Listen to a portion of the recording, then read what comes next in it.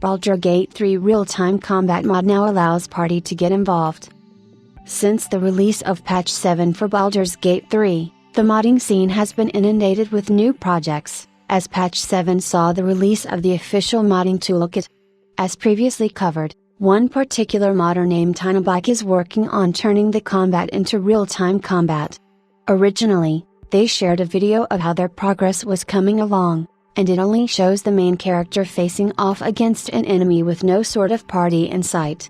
There have been many new mods released for Baldur's Gate 3, as well as many being showcased as they are in production. This includes mods such as making new maps, and taking players to lands such as Avernus. This particular mod has been in production since the toolkit came out, and TinyBike has released a new YouTube video that shows off the mod in detail, and how the mod has evolved since last time. In the description of the 1-minute video, TinyBike stated that this was a very rough draft and started testing out the companion and ally battles in a new campaign on balanced difficulty.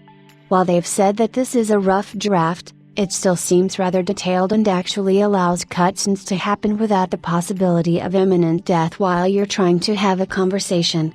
However, the video does take place on the Nautiloid, which doesn't exactly harbor a ton of danger. In the video, the combat is incredibly fast-paced and chaotic, with enemies dying quickly.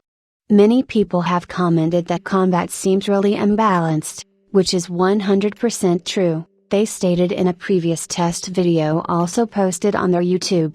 Even in the latest test video, this also seems to be true, as combat seems to be swayed in your team's favor. In a previous test video, TinyBike commented, saying, "The main challenge right now is that the built-in BG3 combat is only accessible during turn-based combat.